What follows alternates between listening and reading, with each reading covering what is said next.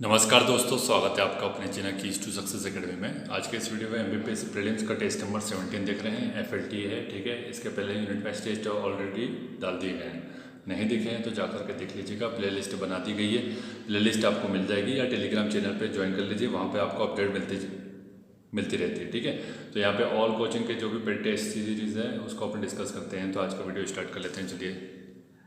आज का पहला क्वेश्चन है कि किस उपनिषद में सत्यमेव जयते का उल्लेख किया गया है। ऑप्शन देखिए आप लोग, राइट आंसर बता देते हैं इसका। मुंडक उपनिषद में दिया गया है और यहाँ पर यज्ञ की तुलना टूटी हुई नाव से की गई है।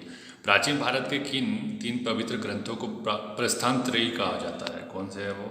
इसका राइट आंसर हो जाएगा भगवद गीता, ब्रह्मसूत्र और उपनिषद, ठीक है। नेक्स्ट क्वेश्चन है कि कौटिल्य का अर्थशास्त्र कितने अभिकरणों में बटा हुआ है, ये पूछा है। थर्ड का आंसर बताना है आपको, ठीक है। राइट आंसर क्या इसका हो जाएगा? इसका हो जाएगा 15 अभिकरणों और 180 प्रकरण में बटा हुआ है, ये याद रखिएगा। चंद्रगुप्त मौर्य से संबंधित है। नादिर शाह के आक्रमण के समय मुगल शासक कौन था? राइट आंसर इसका हो जाएगा मोहम्मद शाह था, ठीक है, मोहम्मद शाह, ठीक। नेक्स्ट है कि प्रथम गोलमेज सम्मेलन के बारे में निम्नलिखित कथन में से कौन सा सही नहीं है, पूछा गया है, ठीक है। ये बताइए राइट आंसर इसका, देख लेते हैं अपन। इसका राइट आंसर अपना क्या हो जाएगा? इनमें से कांग्रेस प्रतिनिधिमंडल में भाग लिया था, ये गलत हो जाएगा। बाकी सभी सही। 1930 में हुआ। साइमन आयोग की रिपोर्ट की चर्चा करने के लिए किया गया था इसको, ठीक है। निम्नलिखित में से किस भारतीय राष्ट्रीय कांग्रेस के अधिवेशन में जवाहरलाल नेहरू ने समाजवाद को भारत की समस्याओं को हल करने की कुंजी बताया? समाजवाद को तो किसको बोला? ये राइट आंसर क्या हो जाएगा इसका अपना? ये हो जाएगा लखनऊ अधिवेशन में बोला था, ठीक है इन्होंने। 50वां अधिवेशन था वो। निम्नलिखित में से कौन सा भारत में गांधी जी का प्रथम सत्याग्रह आंदोलन था, पूछा गया है। राइट आंसर क्या हो जाएगा इसका? राइट आंसर हो जाएगा अपना ये चंपारण, ठीक है।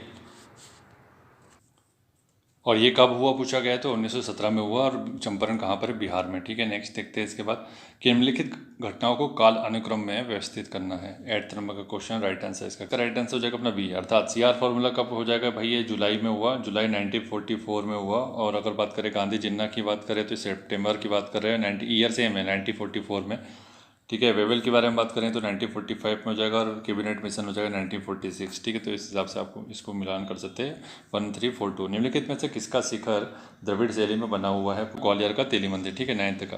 नेक्स्ट है कि निम्नलिखित में से कौन काकोरी कांड मुकदमे के सरकारी वकील थे, पूछा है। तो राइट आंसर इसका क्या हो जाएगा? जगत नारायण मुल्ला। प्रबोध चंद्रोदय नामक ग्रंथ के लेखक कौन है? राइट आंसर क्या होगा इसका? कृष्ण मिश्र। नेक्स्ट है टंट्या बिल के संदर्भ में निम्नलिखित कथनों पर विचार करना है। यहाँ पे देख लीजिए, थोड़ा कोड दिया गया, ठीक है। मिलान कीजिए इसको जल्दी से। तो राइट आंसर इसका देख लेते हैं। राइट आंसर इसका हो जाएगा सी, केवल 2, 3, 4 ही सही है। कि भाई रॉबिनहुड बोलते हैं इसको भारत का। टंट्या बिल बलिदान दिवस 4 दिसंबर को मनाया जाता है। 1857 की क्रांति में इन्होंने भाग लिया था। और ये बोला गया कि इनका जन्म स्थल कहाँ पर बोला है इन्होंने? ये बोल रहा है पंधाना तहसील, तो ठीक है, लेकिन खरगोन बोल रहा है, जो कि खरगोन ना होकर के खंडवा होगा, ठीक है। बाकी सभी सही का प्रमुख दुर्ग उनके निर्माणकर्ता का सही सुमेलित नहीं बताना। तो 13 का कौन सा सुमेलित नहीं है? ये हो जाएगा ओरछा का किला, जो बोल रहा है भारती चंद्र बुंदेला। ये वीर सिंह बुंदेला ने बनाया। बाकी चंदेरी तो ठीक है, कीर्तिपाल ने बनवाया, ठीक है। यहाँ पर आपको जौहर कुंड मिल जाएगा, हवा महल, नौखंडा महल, कुनी दरवाजा मिल जाएगा। ग्वालियर का किला बनाया है राजा सूरत सेन ने, ठीक है। और धार का किला सुल्तान मोहम्मद तुगलक के द्वारा बनवाया गया था, ठीक है। भील जनजाति से संबंधित नहीं है। भील जनजाति से कौन सा संबंधित नहीं है? राइट आंसर इसका हो जाएगा अपना कर्मा नृत्य भील से संबंधित नहीं है। बाकी पिथौरा, नंदना, प्रिंट और गौरी नृत्य, ये सब इससे संबंधित है, भील जनजाति से, ठीक है। नेक्स्ट देखते हैं इसके बाद अपन 15 नंबर का क्वेश्चन है, निम्न में से किस कवि का संबंध बुंदेली साहित्य से है? कूट का मिलान करना है आपको, ठीक है। मिलान कीजिए। तो राइट आंसर क्या हो जाएगा इसका अपना? ये हो जाएगा अपना डी, उपयुक्त सभी बुंदेली साहित्य से संबंधित जगनी, गंगाधर व्यास, केशव और पद्माकर।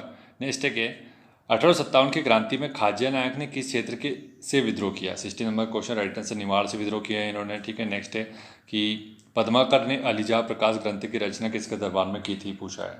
तो ये किसके दरबार में थे? ये अपना हो जाएगा दौलतराव सिंधिया के समय थे, ठीक है। उन्हीं के ऊपर इन्होंने लिखा है। और पद्माकर का जन्मस्थल अगर पूछा जाए तो वो सागर हो जाएगा। नेक्स्ट है कि इतदार महल किस दुर्ग में स्थित है? इतदार महल, राइट आंसर क्या हो जाएगा अपना इसका? ये हो जाएगा रायसेन दुर्ग में स्थित है, ठीक है। राजा राज बसंती ने इसका निर्माण कराया था, ये याद रखिएगा, राजा राज बसंती ने। नेक्स्ट है कि निम्न कथनों पर विचार करना है। जौगढ़ या जनगढ़ सिंह श्याम प्रसिद्ध गोंडी चित्रकार है। राज्य विधानसभा के द्वार पर बने चित्रों का निर्माण जनगढ़ सिंह श्याम के द्वारा बनाया गया था। 19 नंबर क्वेश्चन। तो राइट आंसर इसका दोनों ही हो जाएगा। खजुराहो के मंदिर को किस वर्ष से यूनेस्को ने विश्व धरोहर घोषित किया? खजुराहो के मंदिर पूछा, ठीक है। 20 नंबर का राइट आंसर हो जाएगा। 1986 में इसको घोषित किया है और ये चंदेल शासक से संबंधित है। खजुराहो के मंदिर आपको पता है। 21 नंबर का क्वेश्चन है, सूची 1 और सूची 2 का मिलान करना है आपको। मिलान कीजिए। 1 दिए गए हैं और उनका स्थान दिया गया है। 21 का राइट आंसर क्या हो जाएगा? अपना ए हो जाएगा, अर्थात 1 2 3 4, अर्थात उष्णकटिबंधीय वन साइलेंट वैली में मिलेंगे शंकु वृक्ष, शंकुधारी, कोनधारी हिमाचल प्रदेश में मिलेंगे। कच्छ की वनस्पति मिलेगी आपको सुंदरवन में और पतझड़ वन मिलेंगे अपने को राजस्थान में, ठीक। नेक्स्ट है इसके बाद कि निम्नलिखित लौह अयस्कों में से बेलाडीला में किसका खनन होता है? फेमस क्वेश्चन है, बनना चाहिए सभी से। राइट आंसर इसका हो जाएगा अपना हेमाटाइट मिलता है बेलाडीला। बेलाडीला माइन बहुत ज़्यादा इंपॉर्टेंट है, छत्तीसगढ़ से संबंधित है, ठीक है, याद रखिएगा। और यह भारत में प्रथम सबसे बड़ी खुली हुई यंत्रीगत लौह अयस्क माइन है, ये याद रखिएगा। और जापान सर्वाधिक, जापान को हम यहाँ से निर्यात करते हैं, ये याद रखिएगा, ठीक है। जापान को निर्यात करते हैं, छत्तीसगढ़ में अवस्थित है, सबसे बड़ी खुली यंत्रीगत माइन है और हेमेटाइट यहाँ पे मिलता है। निम्नलिखित में से किस स्थान पर प्रवाल भित्ति विरंजन नहीं है? 23 का क्वेश्चन। राइट आंसर हो जाएगा केम्बे खंबाती खाड़ी में प्रवाल भित्ति नहीं मिलती है, बाकी सभी जगह मिल जाएगी। मन्नार की खाड़ी, लक्षद्वीप और अंडमान निकोबार द्वीप समूह। निम्न कॉफी उत्पादक क्षेत्रों में कौन सा क्षेत्र कर्नाटक में नहीं है? कौन सा क्षेत्र नहीं है कर्नाटक में? ये हो जाएगा अपना पुलनेज नहीं है, बाकी सभी चिकमंगलुरु, कोड़ाकू, हासन। ये तो जिसने शहर के नाम भी सुना हो तो उसी के आधार पर सही कर लेता। आपदा प्रबंधन एक्ट किस वर्ष से बनाया गया था पूछा गया, ठीक है। तो ये कब बनाया गया था? ये इजी क्वेश्चन है, आपको सिर्फ मैनिपुलेट करने के लिए ऐसे शब्द लिखा हुआ है। 2005 में ही बनाया गया, ठीक है। नेक्स्ट है कि मोरीबंद डेल्टा निम्नलिखित में से किस डेल्टा का एक उपविभाग है? मोरीबंद डेल्टा, तो राइट आंसर इसको हो जाएगा बंगाल डेल्टा का एक उपविभाग है, ठीक है, मोरीबंद डेल्टा। तो इसके 2 भाग है, याद रखिएगा। एक निष्क्रिय है, सुंदरवन के जो डेल्टा है उसके 2 भाग है, एक तो सक्रिय हो जाएगा, एक निष्क्रिय हो जाएगा, ठीक है। और अगर वहीं बात की जाए सक्रिय डेल्टा की, तो सक्रिय डेल्टा में क्या हो जाएगा? मेघना नदी जो है उसका डेल्टा को सक्रिय बोला जाएगा, ठीक है। और अगर निष्क्रिय की बात करें तो निष्क्रिय को भी 3 भागों में डिवाइड करते हैं, जैसे कि एक मोरीबंद जो इसमें लिखा हुआ है मोरीबंद, ठीक है, एक हो जाएगा पुरोड़ डेल्टा और एक हो जाएगा ज्वार, ठीक है, ये याद रखिएगा। बाकी ठीक है। नेक्स्ट है कि निम्नलिखित में से कौन सा एक जनसंख्या के घनत्व के आधार पर भारतीय राज्यों का सही अवरोही क्रम है? जनसंख्या के आधार पर पूछा है, राइट आंसर उसका हो जाएगा सी, जनसंख्या घनत्व के आधार पर पूछा है ना। तो ये 1106 सबसे ज़्यादा, आपको ये पता ही है कि भाई बिहार में 1106, तो फर्स्ट नंबर पर तो यही आएगा। फिर उसके बाद क्या हो जाएगा अपना 1028, 1028 हो जाएगा पश्चिम बंगाल का, ठीक। 860 हो जाएगा अपना केरल का और हो जाएगा 829 हो जाएगा अपना उत्तर प्रदेश का। सूची 1 और सूची 2 का मिलान करना है। शिखर दिए, उसके पर्वत दिए कि कौन से पर्वत का कौन सा शिखर है सही सुमेलित। तो इसका राइट आंसर हो जाएगा अपना बी, केवल 2। नंदा देवी कुमाऊं हिमालय से संबंधित है, बाकी अलग है। मतलब नामचा वरवा जो है अरुणाचल प्रदेश में है, नोकरेक जो है मेघालय में है। तो ये ऐसा थोड़ा ध्यान रखिएगा आप चीज़ों को लेकर के, ठीक है। नेक्स्ट देखते हैं इसके बाद, राजपीपला श्रेणी की सबसे ऊंची चोटी कौन सी है? राजपीपला की पूछा गया, ठीक है। तो राइट आंसर इसका क्या हो जाएगा अपना चूलगिरी, ठीक है, बी हो जाएगा राइट आंसर चूलगिरी, जो कि सतपुड़ा पर्वत की सबसे पश्चिमी पहाड़ी है। राजपीपला सबसे वेस्ट पार्ट में, मतलब कि गुजरात के पास जो श्रेणी मिलेगी सतपुड़ा की वो राजपीपला हो जाएगी, और वहाँ की सबसे ऊंची कौन सी? चूलगिरी हो जाएगी, ठीक है। ऐसा मध्य प्रदेश की जलवायु को उष्णकटिबंधीय स्वरूप प्रदान करने से कौन सा कारक प्रमुख रूप से उत्तरदायी है? 30 नंबर का क्वेश्चन है, बताइए।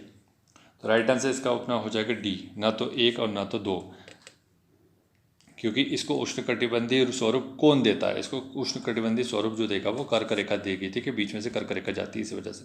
मध्य प्रदेश में उत्कृष्ट सागौन वृक्षों का जंगल कहाँ पाया जाता है? 31 का राइट आंसर हो जाएगा रातापानी में। नेक्स्ट है, थोड़ा स्पीड से चलेंगे आप।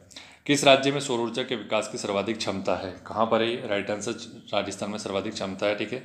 सूची 1 और सूची 2 का मिलान करना है। तालचेर, कर्णपुरा, सिंगरौली और सिंगेरनी, ठीक है।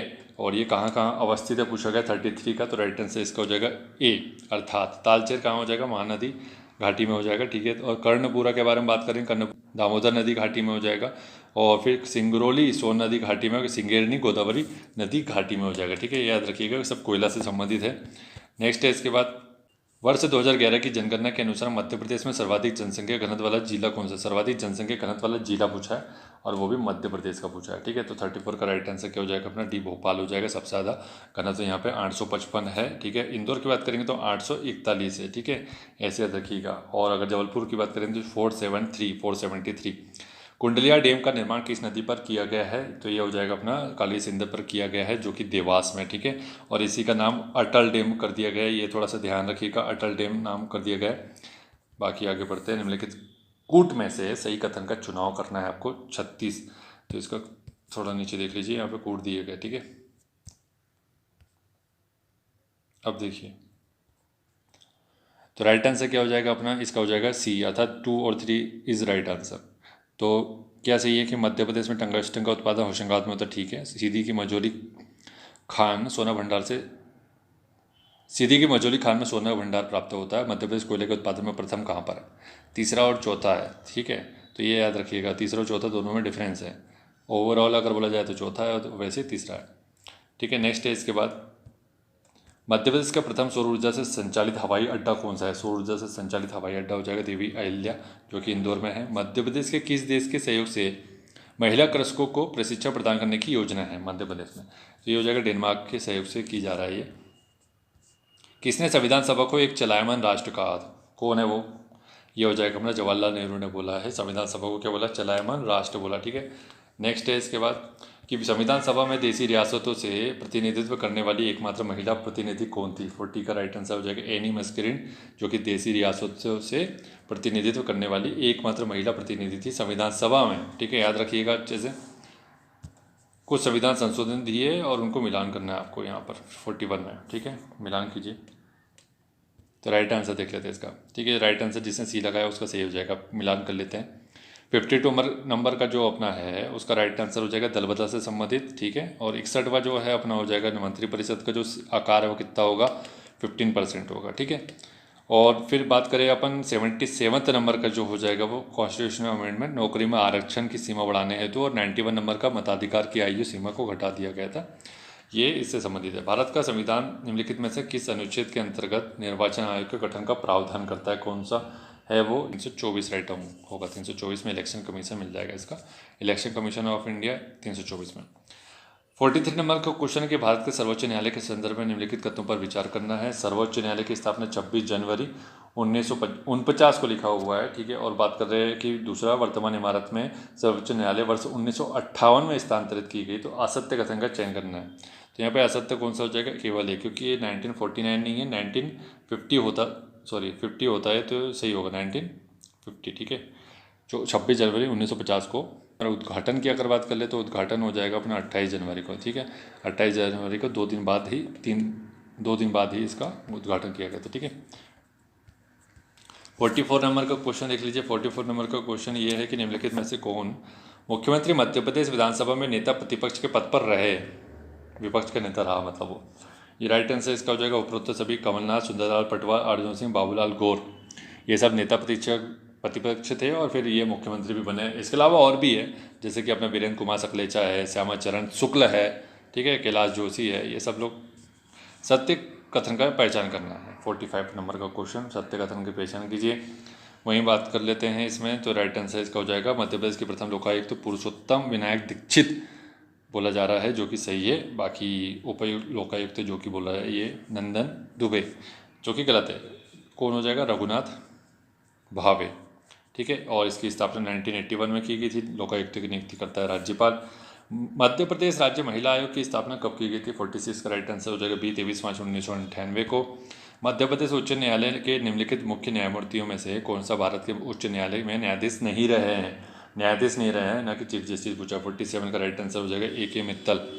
ठीक है, नेक्स्ट है इसके बाद कि यहाँ पे देख लीजिए अच्छे से। ठीक है, मध्य प्रदेश उच्च न्यायालय के निम्नलिखित मुख्य न्यायाधीश। ठीक है, मुख्य न्यायाधीश मध्य प्रदेश में चीफ जस्टिस था, लेकिन भारत के उच्च सुप्रीम कोर्ट में न्यायाधीश नहीं रहा है। वो AK मित्तल नहीं रहा, बाकी सब थे। AP सेन थे, NDA हो जाए, GL हो जाए। ठीक है, अच्छे से देख के चलो आप।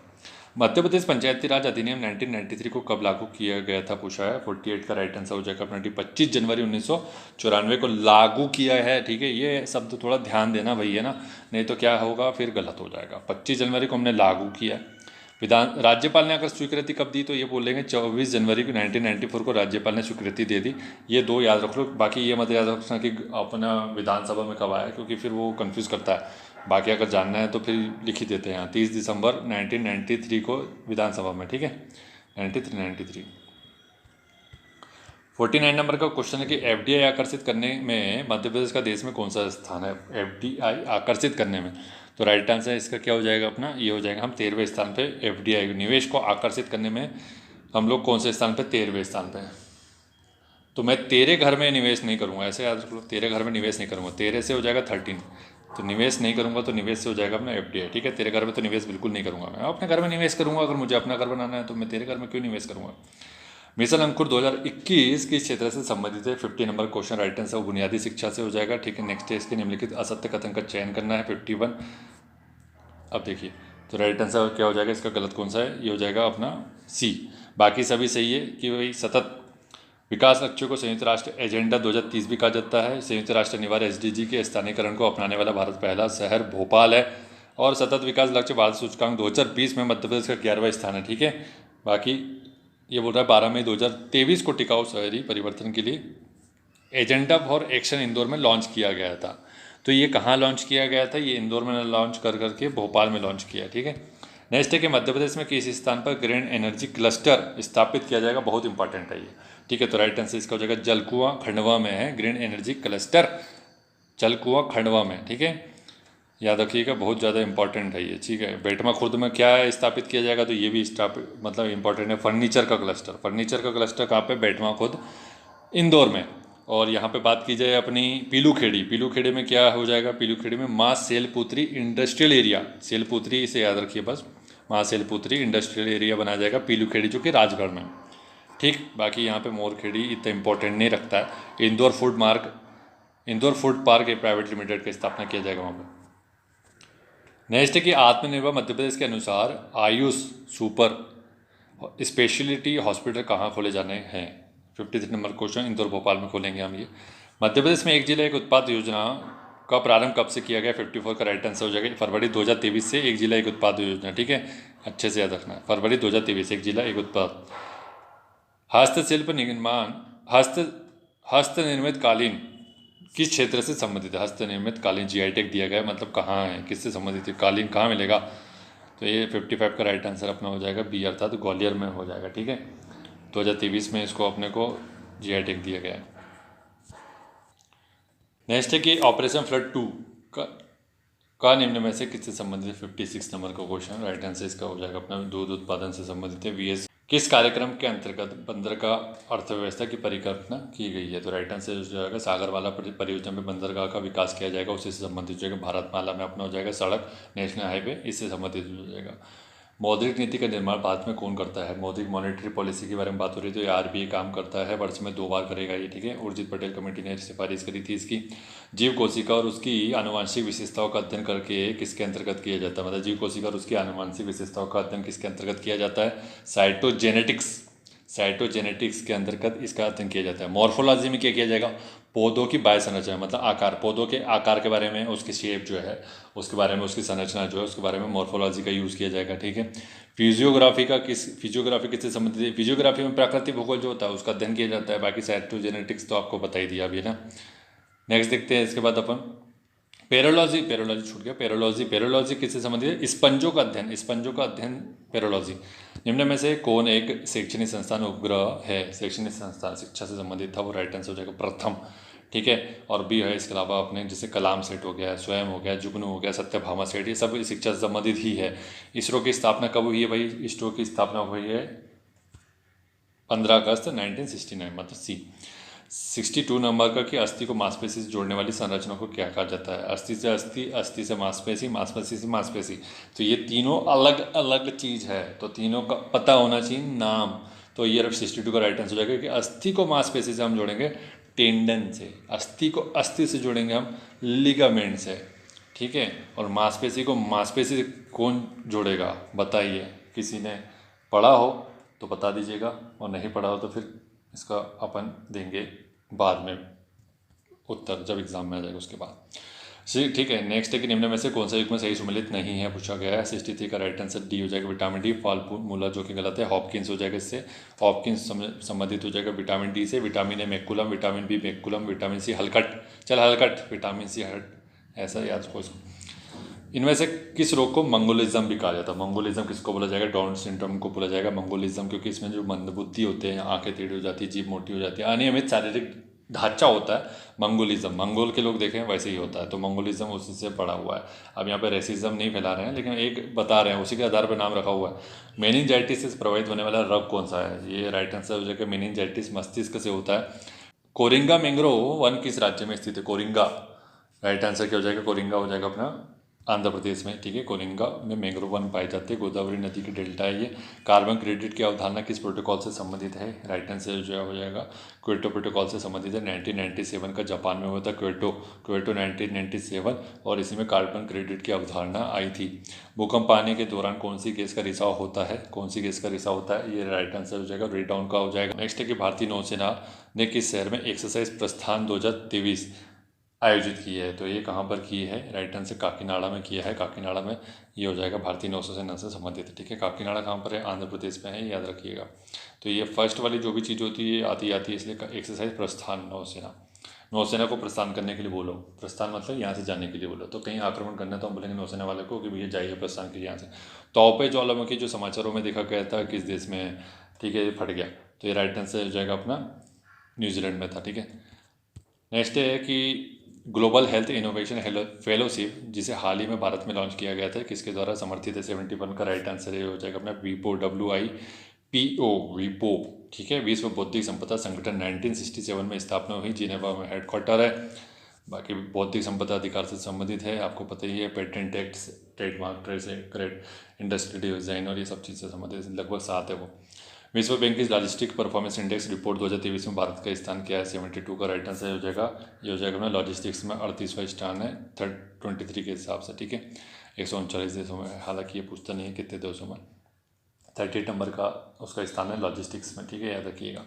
73 का है कि भारत के बाहर BR अम्बेडकर की सबसे बड़ी प्रतिमा स्टैचू ऑफ इक्वेलिटी का अनावरण किस देश में किया गया है? 73 का राइट आंसर अमेरिका में किया गया statue of equality BR Ambedkar की, ठीक है। नेक्स्ट है इसके मध्य प्रदेश के किस विश्वविद्यालय में जैन अध्ययन केंद्र की स्थापना की जाएगी? 74, तो ये कहाँ पर अध्ययन की जाएगी? ये हो जाएगा अपना देवी अहिल्या विश्वविद्यालय इंदौर में जैन अध्ययन केंद्र, ठीक है।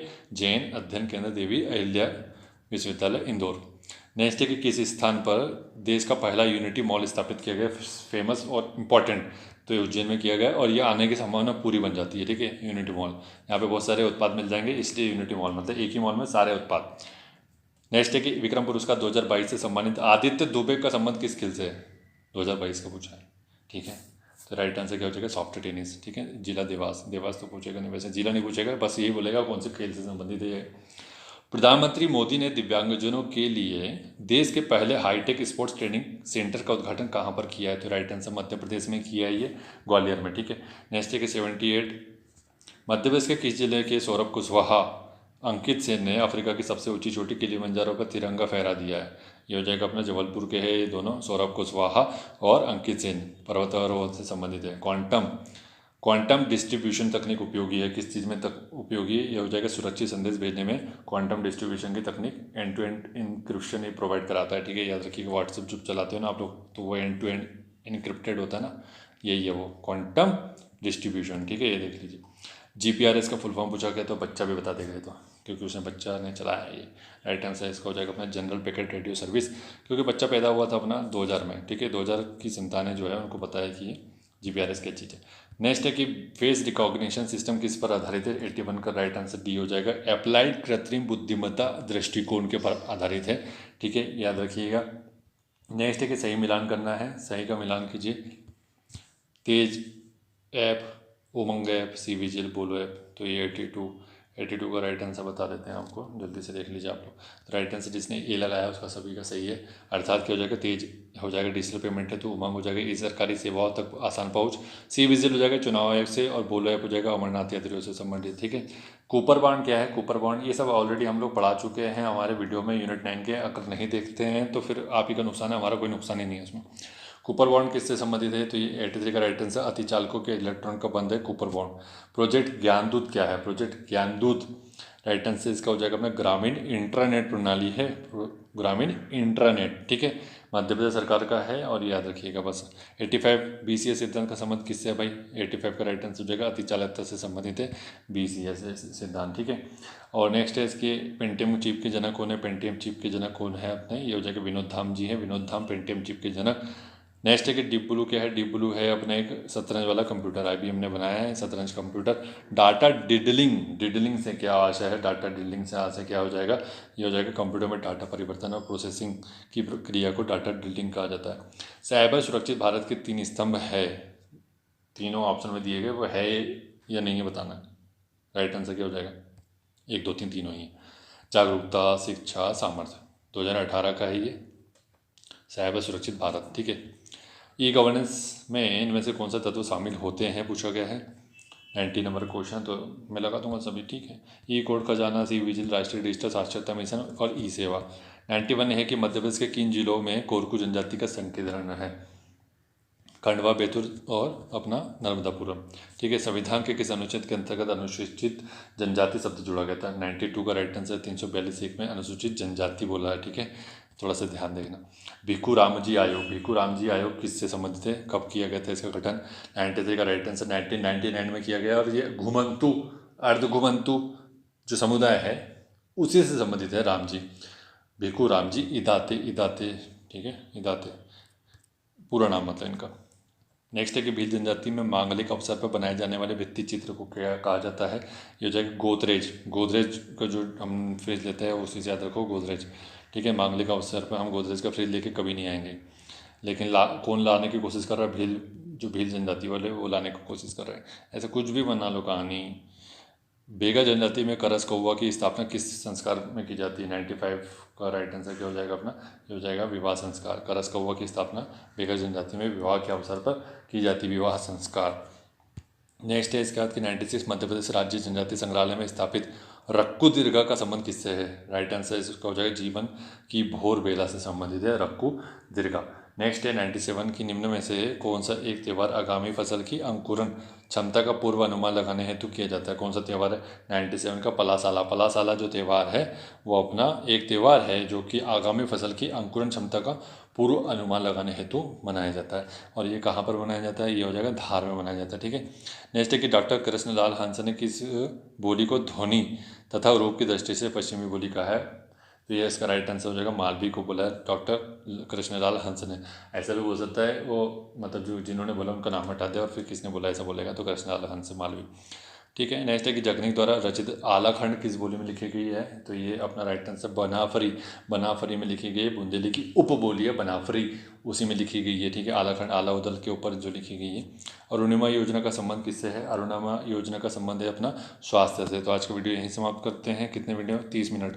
इससे और कोशिश करेंगे अपन कि और समय में कम हो। एक चीज़ आपसे मैं पूछता हूँ कि देखो इसको अगर आप 10 मिनट में और 14 मिनट में निपटाना चाहते हो, जैसे इस वीडियो को, जैसे कुछ लोग हैं यहाँ पर जिसको सिर्फ खाली क्वेश्चन देखना है, क्योंकि ज़्यादा मल्टीपल टाइम क्वेश्चन देखेंगे तो आपका ज़्यादा संभावना है कि ज़्यादा क्वेश्चन आ जाए। तो उसमें अपन क्या कर सकते हैं कि जितने भी टेस्ट हैं ना इनको सबको राइट आंसर टिक करके ला लो, तो फटाफट अपन हो जाएगा। अभी क्या होता है कि ये जो अपन जिस टूल से बना रहे हैं रिकॉर्ड, इसको क्या करना होता है, जैसे अपन नीचे स्लाइड करते हैं तो इसको अपने को जो मेन्यू है इसको बार बार बंद चालू करना पड़ता है। जो पेन है ये देखिए, दिख रहा है आपको?